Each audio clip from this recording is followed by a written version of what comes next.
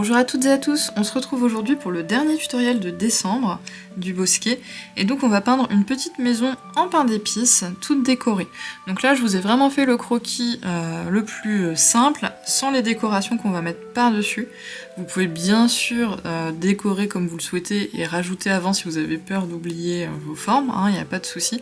Mais moi je vais me laisser la liberté de faire mon petit glaçage une fois que j'aurai peint mes tranches de pain d'épices, donc je les ai pas ajoutées sur le croquis de base. Comme on va peindre avec des couleurs assez claires, on va passer le croquis à la gomme de pain.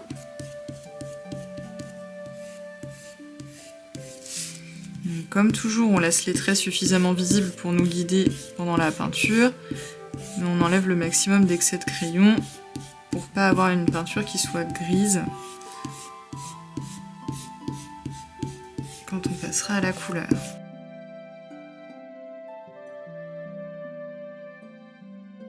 Donc on va commencer par peindre le fond de nos biscuits.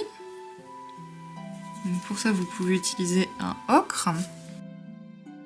Et vous allez voir toutes les parties blanches après, je vais les travailler avec de la gouache pour créer aussi un effet de texture, de relief.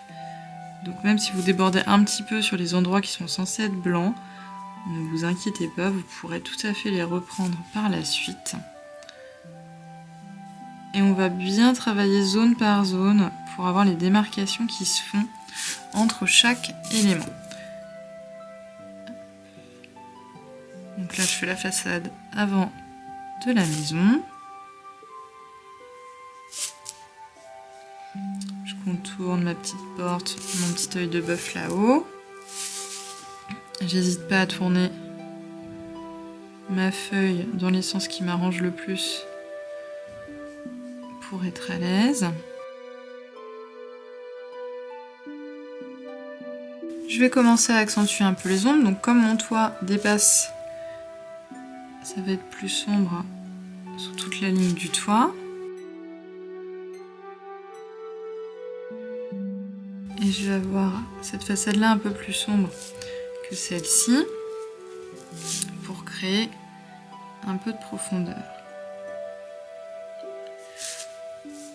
Pendant que celle-ci sèche, je ne peux pas toucher à celle-ci et au toit, puisqu'il faut que ça soit bien sec pour créer les démarcations.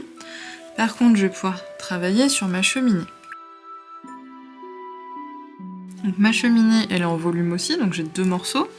Donc je vais peindre d'abord celui qui est à l'ombre dans une teinte un peu plus foncée. Et je vais laisser ce rectangle-là sur le côté tranquille pour l'instant. Je vais aussi pouvoir travailler sur les tuiles. Donc, comme j'ai la lumière qui va taper sur ma maison, je vais pouvoir les faire légèrement plus claires. Et là, pour l'instant, je vais juste leur faire un fond très léger. Et je viendrai retravailler leur forme une à une par la suite. Donc, j'ai pas besoin de toucher ma cheminée puisque pour être collée à mon toit, j'imagine qu'il y a du glaçage blanc qui est tout autour et qui donc sépare un peu la ligne des tuiles de celle de la cheminée. Donc pareil ici, là où j'aurais des gouttières normalement, je vais mettre du glaçage blanc tout autour, donc j'ai pas besoin de peindre. Pareil sur le fait, le haut du toit, je mettrai certainement une petite couche de gouache blanche aussi, donc pas la peine de trop en faire. Et je vais venir foncer la partie gauche et sous la cheminée en ajoutant des pigments que je vais venir ensuite dégrader tranquillement et laisser travailler. Donc pendant que ça sèche, je vais pouvoir venir travailler le fond de la porte. J'ai une couronne ici, il faut que je lui laisse un peu de place pour pouvoir faire éventuellement des feuillages ou tout en sucre glace tout à l'heure. J'ai aussi une petite poignée et un trou de boîte aux lettres. Donc le trou de boîte aux lettres, je vais juste le faire plus foncé. Donc Je vais le peindre. Faudra pas que j'oublie de faire un trait plus sombre pour signifier qu'il y a un creux. Donc je laisse un peu de place autour du cercle de ma couronne.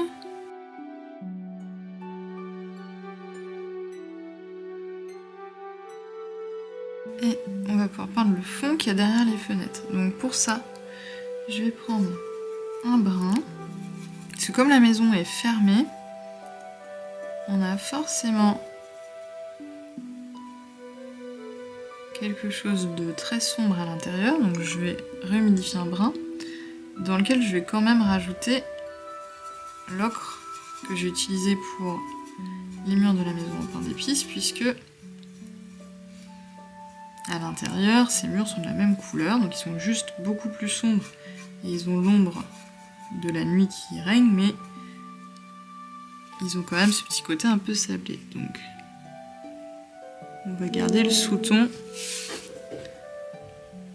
de la couleur qui est utilisée pour les peindre.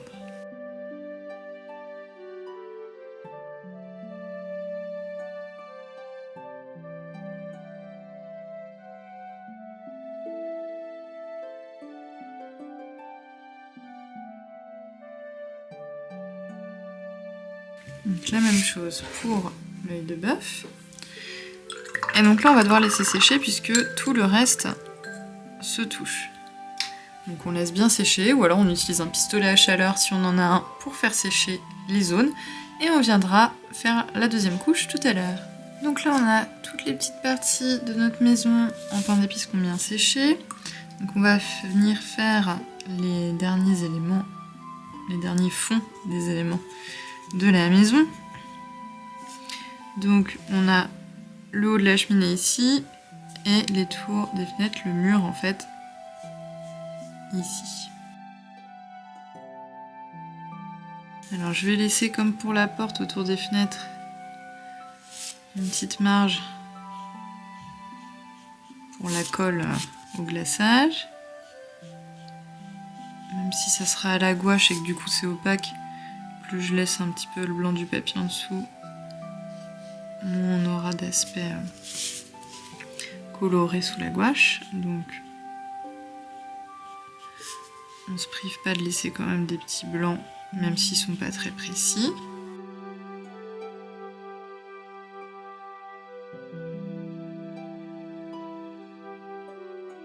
Et on va venir accentuer les ombres sous les fenêtres, sous la toiture, en rajoutant des pigments.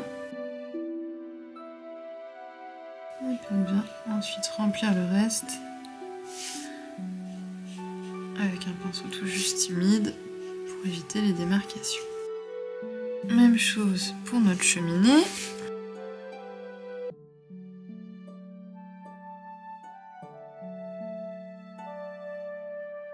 Donc on se rappelle qu'on l'a fait légèrement plus clair que ce qu'on a fait sur la gauche, puisqu'on a une lumière qui arrive comme ceci. Et j'avais bien envie de faire les tuiles et ensuite de faire les quadrillages qu'il y a aux fenêtres. Je les ferai certainement en réglisse, donc avec du noir. Mais avant, on va profiter de pouvoir faire les tuiles.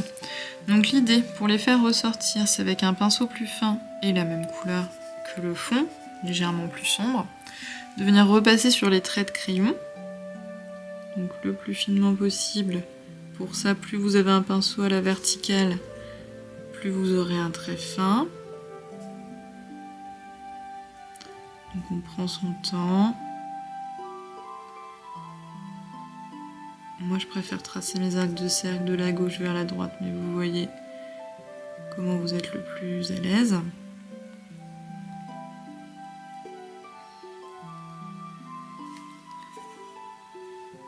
Plus facile aussi de travailler avec un pinceau qui a été bien essoré pour pas qu'il y ait trop de peinture. Donc vous voyez, je ne recharge pas mon pinceau toutes les 3 secondes.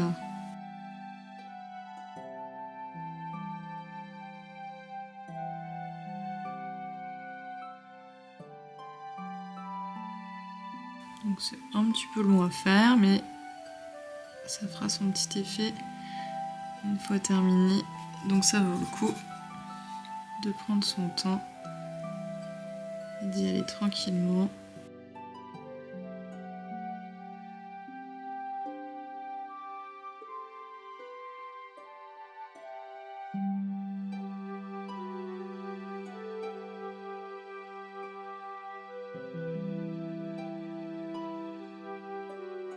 Une fois qu'on a fait le tour, on va venir foncer légèrement le bas de chaque tuile.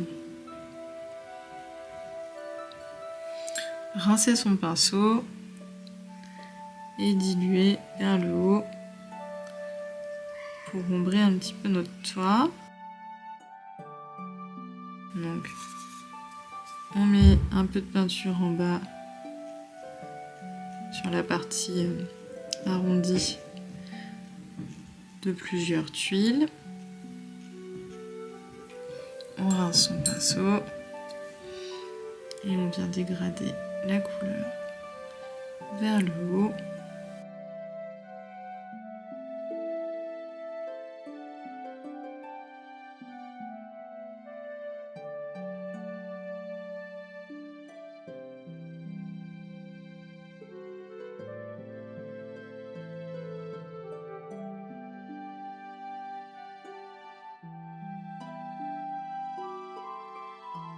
Donc cette étape qui est un peu longue elle aussi vous permet vraiment d'accentuer la texture du toit et de bien séparer chaque tuile.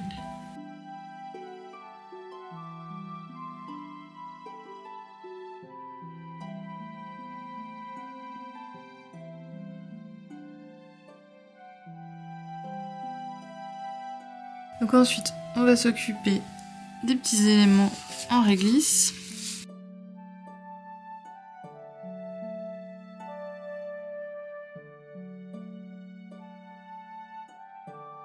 Comme ce sont des fils de réglisse, hein, ils sont pas forcément tout droits, justement vous pouvez accentuer le côté un peu courbe.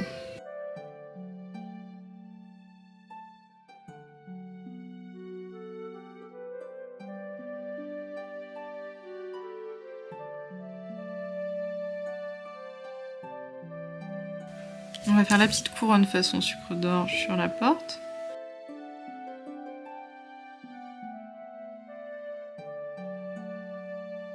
Et on va se faire le fond du plat sur lequel est posée notre petite maison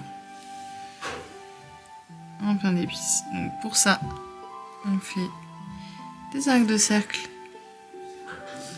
Si on veut un plat rond, après si vous voulez un plat rectangulaire, vous faites un plat rectangulaire, mais on va faire en tout cas le tour du plat, qu'on va venir diluer vers le bas à l'eau claire, en faisant le tour de notre maison. Donc on n'attend pas trop longtemps pour pas que ça sèche complètement notre gris. Hein. On peut venir le frotter un peu s'il est un peu trop séché.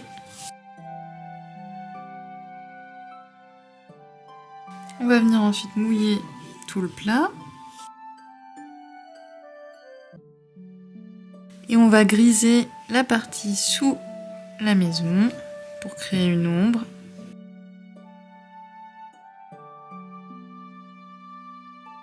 Alors j'ai oublié tout à l'heure de faire le creux de la cheminée en haut.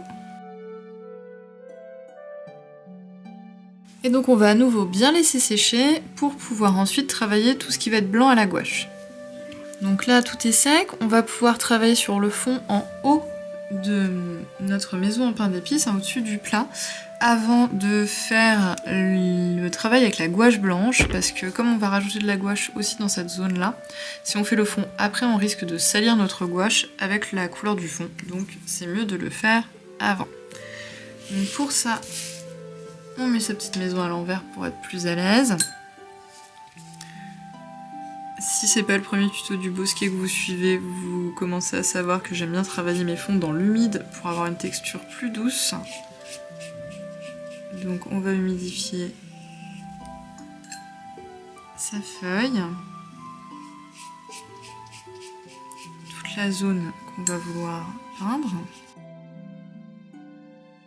On essaie d'éviter les zones où on sait qu'on va venir mettre du blanc tout à l'heure, notamment le haut de la cheminée.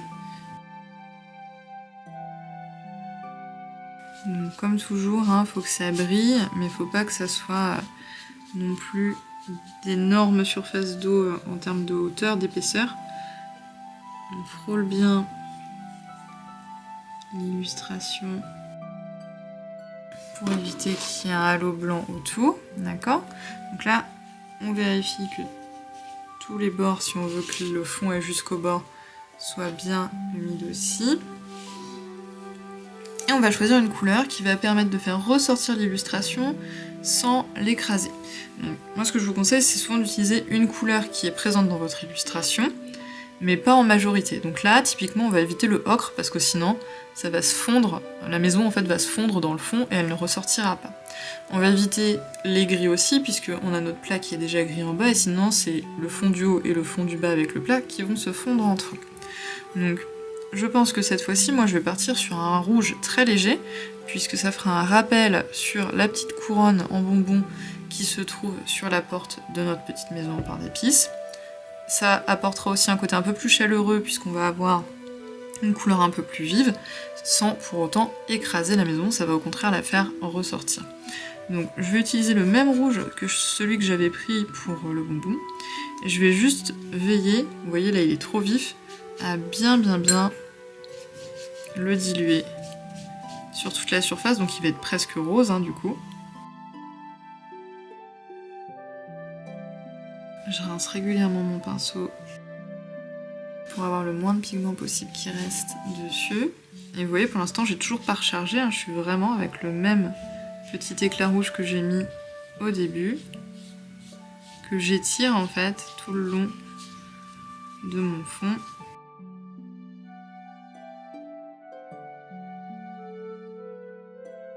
Donc quand vraiment j'en ai plus du tout, je reprends une petite goutte pour la suite. On va vraiment rechercher à avoir quelque chose de très pâle, de très léger.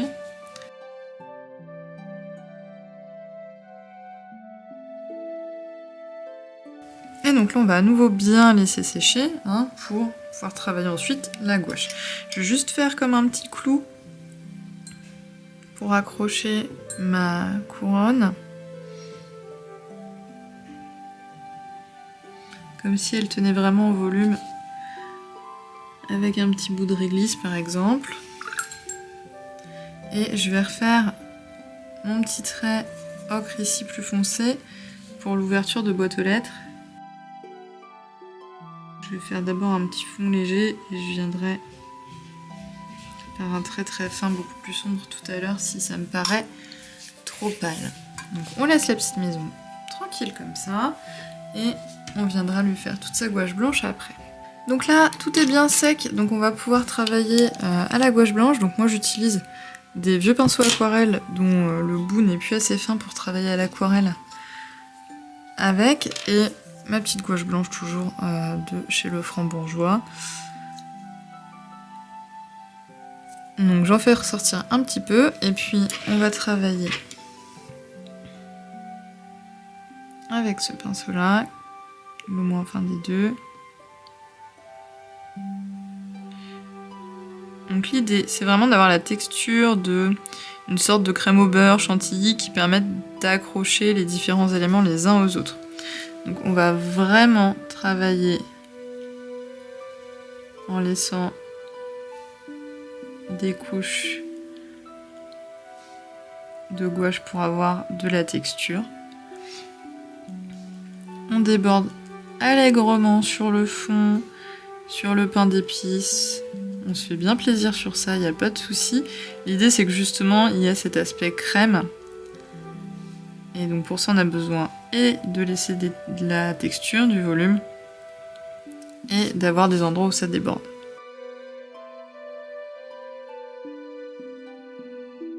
On accroche bien notre cheminée généreusement dans le toit. On poudre bien son haut de neige. Alors on ne fait pas ce morceau-là de la toiture, qui est bien à l'extérieur, d'accord?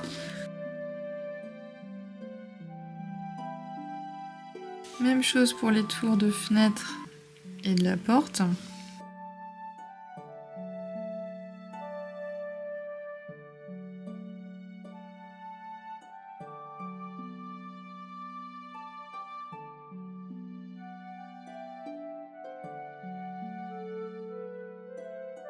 Alors moi je vais aussi remettre en bas dans le plat pour accrocher ma maison au plat et qu'elle bouge pas. Donc ça fait aussi un petit effet comme s'il y avait de la neige en fait en dessous de cette maison. Donc vous pouvez frotter un peu votre pinceau en dessous pour faire cet effet un peu neige.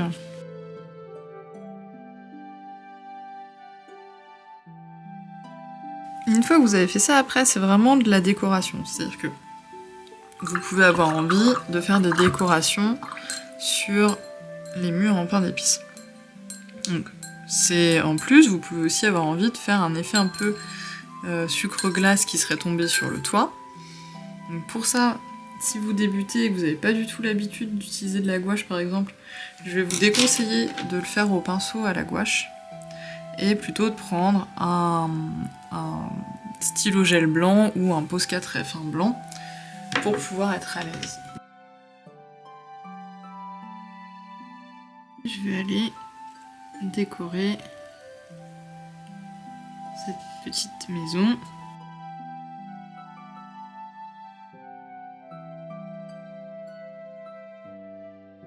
Donc, comme je vous le disais en début de tutoriel, vous pouvez très bien avoir fait vos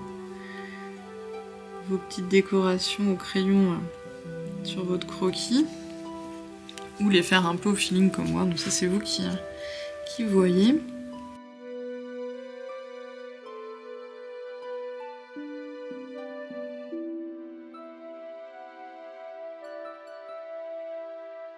Et pour le sucre glace en haut sur les petites tuiles, on va venir déposer des petites touches en bas de chaque tuile, là où on avait ombré tout à l'heure, comme si le sucre venait se déposer à cet endroit-là.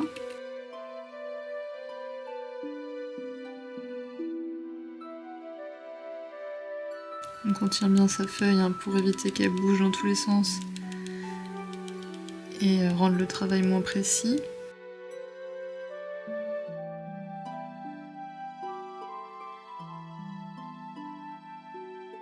Donc moi je vous conseille de faire une première couche un petit peu homogène, de regarder ce que ça donne.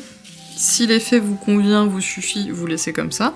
Sinon, vous recommencez une deuxième couche, tranquillement, jusqu'à avoir une densité de neige sucre glace qui vous convienne bien et qui vous plaise. Donc, je vous conseille de pas trop en mettre quand même pour laisser apparent le travail que vous avez fait sur les tuiles au niveau de l'ombrage. Bon, moi je vais faire 2 couches comme j'ai fait là, ça va permettre de bien voir quand même le blanc et de laisser quand même mes textures des tuiles bien apparentes. Donc ensuite, on peut soit s'arrêter là, soit poursuivre le travail plutôt sur le fond. Donc ça peut être mettre des flocons de neige qui tombent, ça peut être mettre des étoiles ou des éléments sur le fond en peinture métallisée par exemple, ça peut être sympa. Donc c'est vous qui voyez comment vous voulez travailler votre fond. Moi, comme j'avais vraiment envie de faire ressortir plus le travail sur la gouache en dernière couche sur la maison, je vais laisser ma petite illustration comme ceci. Si vous avez des questions, si vous êtes bloqué quelque part, n'hésitez pas à me mettre un petit commentaire, j'y réponds toujours avec plaisir, ou à m'envoyer aussi ce que vous avez fait de ce tutoriel. Et puis on se retrouve la semaine prochaine pour la planche d'inspiration du mois de janvier, pour laquelle vous avez pu déjà voter ou que vous pourrez retrouver dans les sondages du compte Instagram du Bosquet. Je vous dis à très bientôt, passez une bonne fin de journée ou de soirée en fonction de l'heure à laquelle vous regardez ce tuto, et à plus tard, salut!